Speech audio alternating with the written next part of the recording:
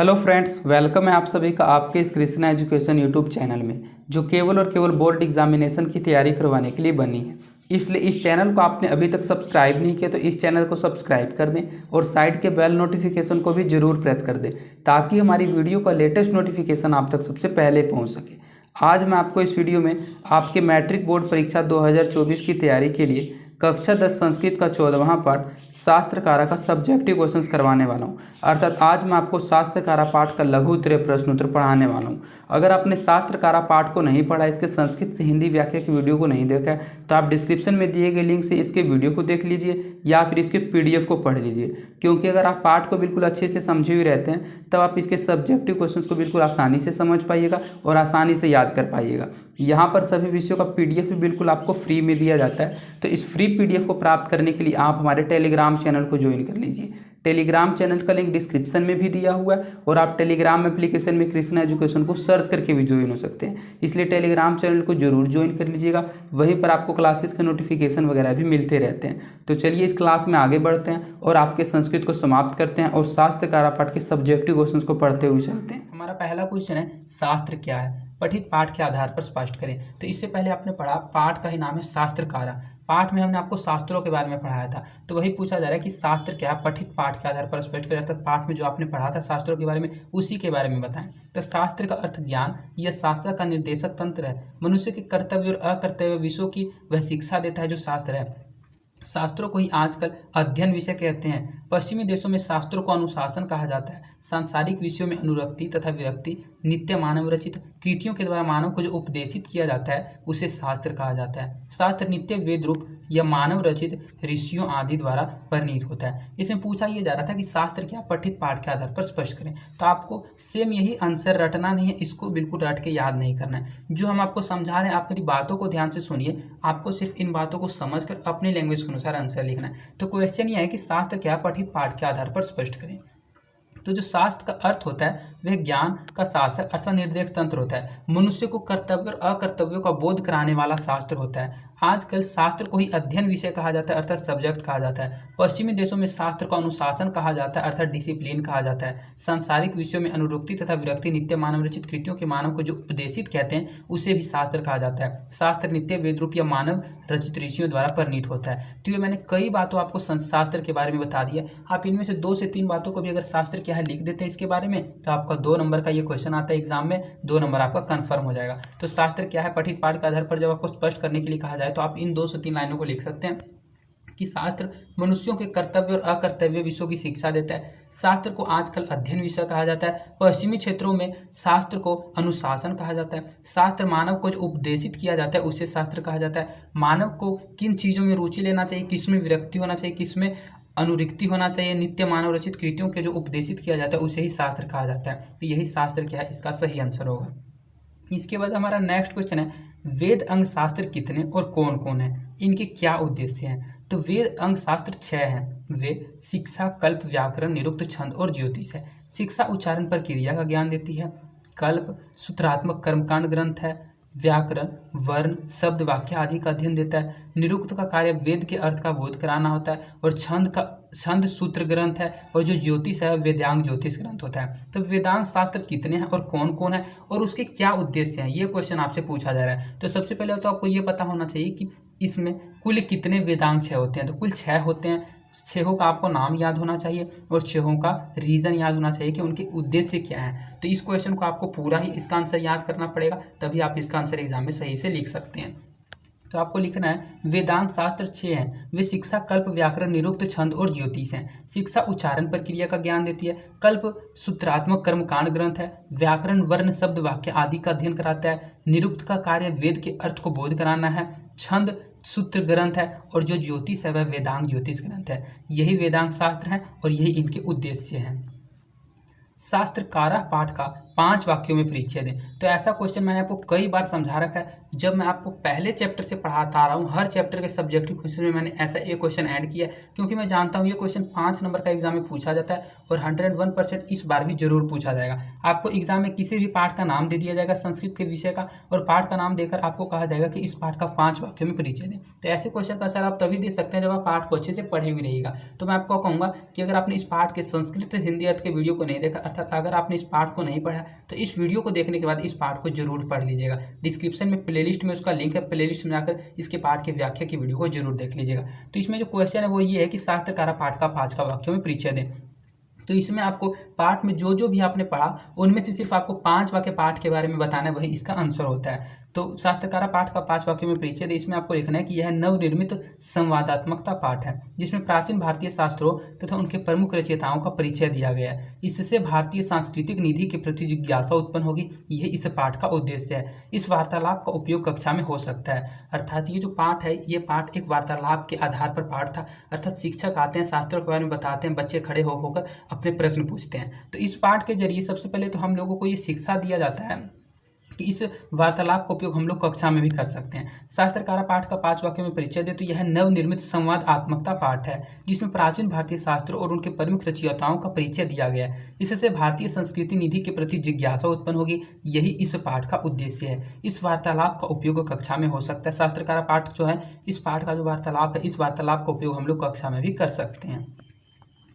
शास्त्रकारा पाठ के आधार पर शास्त्र की परिभाषा दें, अर्थात जो शास्त्रकारा पाठ आपने पढ़ा उस पाठ के आधार पर शास्त्र क्या होता है, शास्त्र के बारे में बताएं। तो जो आपका फर्स्ट क्वेश्चन का आंसर मैंने आपको समझाया, सेम वही आंसर आप इसमें भी लिख सकते हैं, क्योंकि क्वेश्चन एक ही रहता है, सिर्फ उसको पूछने का लैंग्वेज अलग अलग रहता है। लैंग्वेज आप समझ नहीं पाते हैं तो आप आंसर नहीं दे पाते हैं। तो इसमें यही पूछा जा रहा है कि शास्त्रकारा पाठ के आधार पर शास्त्र क्या है ये बताएं, शास्त्र की परिभाषा दें। तो सांसारिक विषयों से आसक्ति या विरक्ति, स्थायी, अस्थायी, कृत्रिम उपदेश जो लोगों को देता है उसे शास्त्र कहते हैं। यह मानव के कर्तव्य और अकर्तव्य को बोध कराता है। यह ज्ञान का शासक है। आजकल अध्ययन विषय को ही शास्त्र कहा जाता है। पाश्चात्य देशों में अनुशासन को ही शास्त्र कहते हैं। तो जो मैंने आपको फर्स्ट क्वेश्चन का आंसर पढ़ा था, सेम वही आंसर है, सिर्फ इसका लैंग्वेज थोड़ा सा अलग है, इसको लिखने का तरीका थोड़ा अलग है। तो शास्त्रकारा पाठ के आधार पर अगर शास्त्र की परिभाषा देने के लिए आपको कहा जाए तो आप इन बातों को लिख सकते हैं कि जो लोगों को उपदेश देता है उसे शास्त्र कहते हैं। मानव को कर्तव्य और अकर्तव्य की शिक्षा का ज्ञान देता है उसे शास्त्र कहते हैं। शास्त्र ज्ञान का शासक है। जो शास्त्र है वह आजकल अध्ययन विषय को कहा जाता है। पाश्चात्य देशों में अनुशासन को ही शास्त्र कहते हैं। तो वही लिखा हुआ है, सांसारिक विषयों में आसक्ति या विरक्ति, स्थायी, अस्थायी या कृत्रिम उपदेश जो लोगों को देता है उसे शास्त्र कहते हैं। यह मानव के कर्तव्य और अकर्तव्य का बोध कराता है। जो शास्त्र है यह ज्ञान का शासक है। आजकल अध्ययन विषय को भी शास्त्र कहा जा सकता है और पाश्चात्य देशों में अनुशासन को ही शास्त्र कहते हैं। जैसे कि हमारा ये अध्ययन विषय संस्कृत है, हम संस्कृत आपको पढ़ा रही है, एक सब्जेक्ट का नाम है, तो इसको भी शास्त्र कहा जा सकता है, क्योंकि आजकल अध्ययन विषय को ही शास्त्र कहा जाता है और पाश्चात्य देशों में तो अनुशासन को ही शास्त्र कहा जाता है, अर्थात डिसिप्लिन को ही शास्त्र का नाम दे दिया गया है। वेद रूप शास्त्र और कृत्रिम शास्त्र में क्या अंतर है, अर्थात ये 2 प्रकार का शास्त्र का नाम दिया गया, वेद रूप शास्त्र और कृत्रिम शास्त्र। तो इन दोनों शास्त्रों में अंतर क्या है, अर्थात डिफरेंस क्या है, ये आपको बताना है। तो जो शास्त्र ईश्वर प्रदत्त है, नित्य है, उस शास्त्र को वेद रूप शास्त्र कहते हैं। कृत्रिम शास्त्र उस शास्त्र को कहते हैं जो ऋषियों द्वारा लिखे गए हैं अथवा विद्वानों द्वारा रचे गए हैं। वेद रूप शास्त्र का उदाहरण है तथा रामायण कृत्रिम शास्त्र का उदाहरण है। तो इन दोनों में डिफरेंस बताने से पहले आपको ये पता होना चाहिए कि वेद जो रूप शास्त्र है वो ईश्वर के द्वारा प्रदान किया गया शास्त्र है जो कि नित्य है, उस शास्त्र को वेद रूप शास्त्र कहते हैं। और जो कृत्रिम शास्त्र है उसे कहते हैं जो ऋषियों द्वारा तैयार किया गया है, जो ऋषियों द्वारा लिखा गया, जो किसी विद्वानों द्वारा रचा गया। वेद जो होता है वह वेद रूप शास्त्र का उदाहरण है। तथा रामायण, आपने एक शास्त्र का नाम पढ़ा होगा, जैसे कि रामायण है, जैसे कि महाभारत है। तो ये जो रामायण है इसके जो रचयिता थे वे वाल्मीकि जी थे। तो रामायण कृत्रिम शास्त्र का एक उदाहरण है। तो वेद रूप शास्त्र और कृत्रिम शास्त्र में अगर आपको अंतर करने के लिए कहा जाए तो आपको सिर्फ इन्हीं बातों को लिखना है कि जो शास्त्र ईश्वर प्रदत्त है, नित्य है, उस शास्त्र को वेद रूप शास्त्र कहते हैं। कृत्रिम शास्त्र उस शास्त्र को कहते हैं जो ऋषियों द्वारा लिखे गए अथवा विद्वानों द्वारा रचे गए। अब दोनों का एक एक एग्जाम्पल बताना है। तो वेद रूप शास्त्र का उदाहरण है तथा रामायण कृत्रिम शास्त्र का उदाहरण है। यही इन दोनों में अंतर है। वेद के अंगों तथा उसके प्रवर्तकों के नाम लिखें। तो इससे पहले मैंने आपको एक क्वेश्चन पढ़ाया था, ये भी वही क्वेश्चन है, सिर्फ इसका लैंग्वेज थोड़ा सा अलग है। और ये क्वेश्चन 5 नंबर का एग्जाम में पूछा जा सकता है कि वेद के अंगों तथा उसके प्रवर्तकों के नाम लिखें। तो वेद के 6 अंग हैं, शिक्षा, कल्प, व्याकरण, निरुक्त, छंद और ज्योतिष। वेद के कुल 6 अंग हैं, शिक्षा, कल्प, व्याकरण, निरुक्त, छंद और ज्योतिष। शिक्षा अंग, जो शिक्षा अंग है वह उच्चारण प्रक्रिया का बोध कराता है। इसके प्रवर्तक जो हैं, प्रवर्तकों का भी नाम लिखने के लिए इसमें कहा गया है, इसीलिए 5 नंबर का क्वेश्चन आता है। तो इसके प्रवर्तक पाणिनि है। दूसरा है हमारा कल्प। कल्प अंग में सूत्रात्मक कर्मकांड ग्रंथ है, जिसके प्रवर्तक बोधायन, भारद्वाज, गौतम, वशिष्ठ आदि ये ऋषियों का नाम है। प्रवर्तक बोधायन, भारद्वाज, गौतम, वशिष्ठ ये ऋषियों का नाम है। ये सभी ऋषि कल्प अंग के प्रवर्तक हैं। व्याकरण अंग के प्रवर्तक भी पाणिनि है। निरुक्त वेद अर्थ का बोध कराता है, इसके प्रवर्तक यास्क हैं। छंद, जो छंद आपने पढ़ा, ये सूत्र ग्रंथ है, जिसके प्रवर्तक पिंगल हैं। और ज्योतिष, जो छठा आपका ज्योतिष था, इस ज्योतिष अंग के जो प्रवर्तक हैं वे लगधर ऋषि हैं। ऋषि का एक नाम दिया गया लगधर, वही लगधर ऋषि इसके प्रवर्तक हैं। तो वेदों के अंगों तो उसके प्रवर्तकों का नाम लिखे, तो प्रवर्तकों का नाम आपको याद करना होगा, तभी आप इसके आंसर को लिख सकते हैं। तो वेदों के कुल 6 अंग हैं, शिक्षा, कल्प, उच्चारण, नियुक्ति, निरुक्त, छंद और ज्योतिष। शिक्षा अंग उच्चारण प्रक्रिया का बोध कराता है, इसके प्रवर्तक पाणिनि है।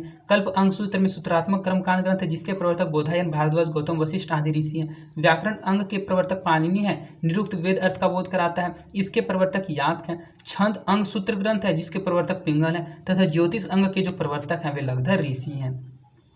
भारतीय दर्शन शास्त्रों तथा उनके प्रवर्तकों की चर्चा करें, अर्थात भारतीय दर्शन शास्त्रों और उनके प्रवर्तकों के बारे में बताएं। तो भारतीय दर्शन शास्त्र 6 हैं। सांख्य दर्शन के प्रवर्तक कपिल, योग दर्शन के प्रवर्तक पतंजलि, न्याय दर्शन के प्रवर्तक गौतम, वैशेषिक दर्शन के प्रवर्तक कनाद, मीमांसा दर्शन के प्रवर्तक जैमिनी तथा वेदांत दर्शन के प्रवर्तक बद्रायन ऋषि हैं। तो इससे पहले जो आपने क्वेश्चन में पढ़ा था वेद अंक कितने हैं, तो वे भी 6 हैं और भारतीय दर्शन शास्त्र भी 6 हैं। तो ये दोनों 6 हैं, दोनों का आपको नाम याद होना चाहिए और उनके प्रवर्तकों का नाम याद होना चाहिए, तभी आप इस दोनों क्वेश्चन के आंसर को लिख सकते हैं। तो ये क्वेश्चन बहुत ज़्यादा इंपॉर्टेंट है, कई बार पूछा जा चुका है एग्जाम में, इसको आप अच्छे से याद रखिएगा कि भारतीय दर्शन शास्त्रों तथा उनके प्रवर्तकों की चर्चा, अर्थात उनका नाम लिखने के लिए अगर आपको कहा जाए तो आपको लिखना है कि भारतीय दर्शन शास्त्र कुल 6 हैं।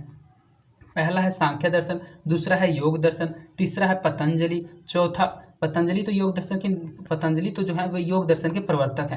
पहला जो दर्शन शास्त्र है सांख्य दर्शन है, दूसरा है योग दर्शन, तीसरा है न्याय दर्शन, चौथा है वैशेषिक दर्शन, पांचवा है मीमांसा दर्शन और जो छठा है वह वेदांत दर्शन है। तो सांख्य दर्शन के प्रवर्तक कपिल हैं, योग दर्शन के प्रवर्तक पतंजलि है, न्याय दर्शन के प्रवर्तक गौतम है, वैशेषिक दर्शन के प्रवर्तक कनाद है, मीमांसा दर्शन के प्रवर्तक जैमिनी है तथा वेदांत दर्शन के प्रवर्तक बद्रायन ऋषि हैं। तो इन 6 का मैंने ऑब्जेक्टिव क्वेश्चन में भी आपको पढ़ा रखा है, ऑब्जेक्टिव क्वेश्चन में भी मैंने आपको ये सभी अच्छे से याद करवा रखा है।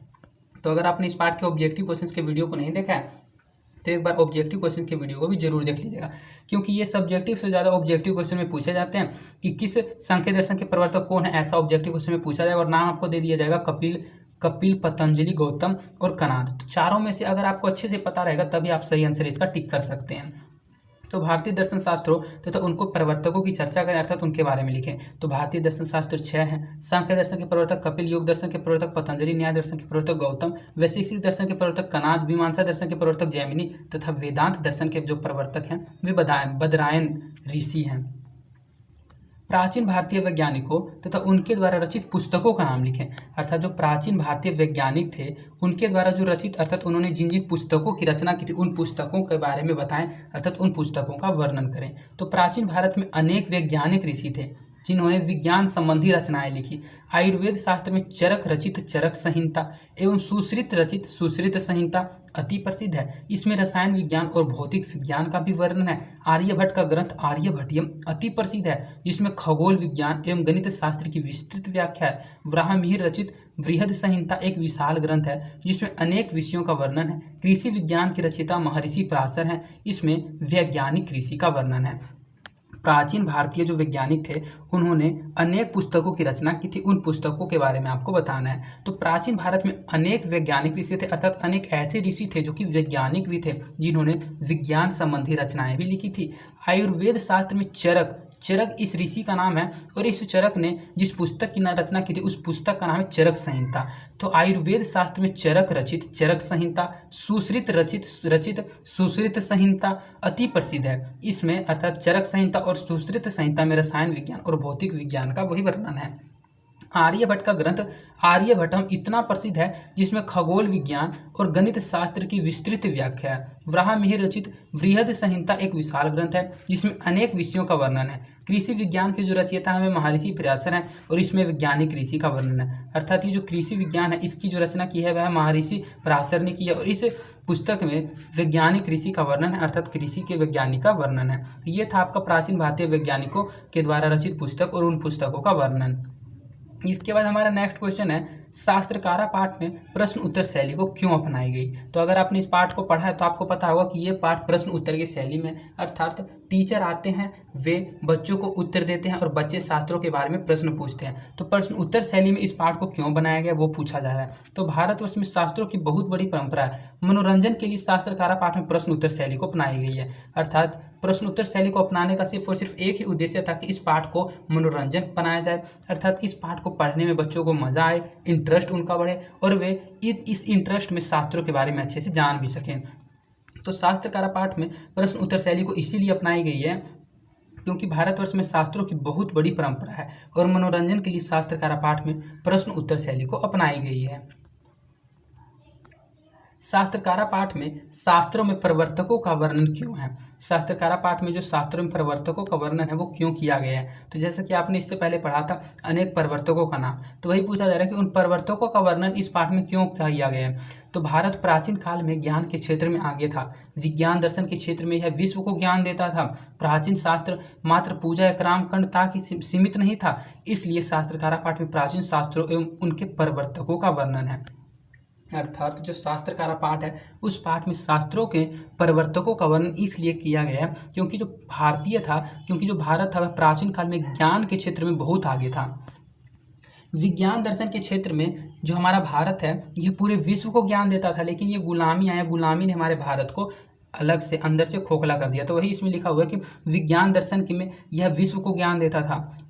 जो प्राचीन शास्त्र था वो हमारा वह सिर्फ पूजा और कर्मकांड तक ही सीमित नहीं था। आज लोग हम सोचते हैं कि प्राचीन समय में जो ये शास्त्र हैं ये सिर्फ और सिर्फ मूर्ति पूजा और कर्मकांड किया करते थे। तो वही इसमें बताया गया कि जो प्राचीन शास्त्र था वह मात्र पूजा तथा कर्मकांड तक ही सीमित नहीं था, इसलिए शास्त्रकारा पाठ में प्राचीन शास्त्रों और उनके प्रवर्तकों का वर्णन है। उनके प्रवर्तकों का वर्णन करने से तात्पर्य यही है कि प्राचीन भारत में जो ज्ञान का क्षेत्र था वह उसमें आगे था भारत, इस ये बताना था। और विज्ञान दर्शन के क्षेत्र में जो हमारा भारत है यह पूरे विश्व को ज्ञान देता था। शास्त्रकारा पाठ से हम लोगों को क्या शिक्षा मिलती है। तो ऐसा दो क्वेश्चन आपसे पूछा जा सकता है कि शास्त्रकारा पाठ से हमें क्या शिक्षा मिलती है या फिर इस पाठ से क्या संदेश मिलता है। तो दोनों में आपको सेम यही आंसर लिखना है, पाठ से क्या शिक्षा मिलती है या फिर पाठ से क्या संदेश मिलता है। तो प्रस्तुत पाठ में लेखक ने बताया कि भारतवर्ष में शास्त्रों की महती परंपरा प्राचीन काल से ही चली आ रही है। समस्त ज्ञान के स्रोत शास्त्र ही हैं। शास्त्र के प्रवर्तक शास्त्रों के माध्यम से सद्गुणों को ग्रहण करने के लिए हमें प्रेरित करते हैं। इससे हमें अच्छे संस्कार और यश प्राप्त करते हैं। प्रश्न उत्तर शैली के कारण हमारा मनोरंजन भी होता है। अर्थात ये जो पाठ है ये प्रश्न उत्तर शैली में है और प्रश्न उत्तर शैली में हम इन सभी इंटरेस्टेड बातों को पढ़ते हैं तो हमारा मनोरंजन भी होता है और हम इन सभी का नॉलेज भी ले लेते हैं।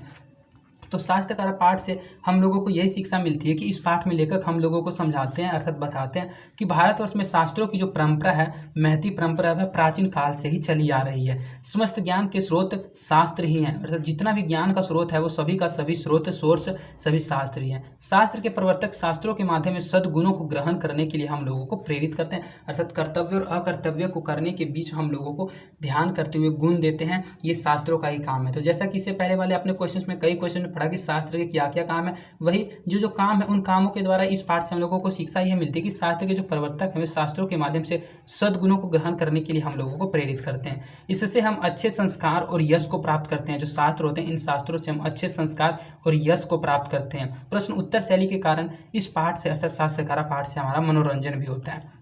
तो इस प्रकार आपके इस पाठ के 14 सब्जेक्टिव क्वेश्चंस को कंप्लीट करा दिया गया जो कि एग्जाम के दृष्टिकोण से मोस्ट इंपॉर्टेंट क्वेश्चंस थे। आप सोच रहे होंगे कि मैं एक क्वेश्चन को 2 से 3 बार क्यों पढ़ रहा था। तो मेरा एक क्वेश्चन को 2 से 3 बार पढ़ने का सिर्फ एक ही रीज़न था कि ये क्वेश्चन आपको अच्छे से याद हो जाएं। और मैं आशा करता हूँ कि सभी क्वेश्चन आपको याद हो गए होंगे और अगर याद नहीं हुए होंगे तो समझ तो जरूर आ गए होंगे। और अगर यह क्वेश्चन एग्जाम में पूछा जाएगा तो आप 101% अपने लैंग्वेज के अनुसार एग्जाम में कुछ ना कुछ जरूर लिख के आइएगा। और अगर आपको यह वीडियो पसंद आई है तो इस वीडियो को अपने दोस्तों के भी ज़्यादा से ज़्यादा शेयर कीजिएगा और इस वीडियो को लाइक भी जरूर कीजिएगा, जिससे मेरा मोटिवेशन बना हुआ रहता है।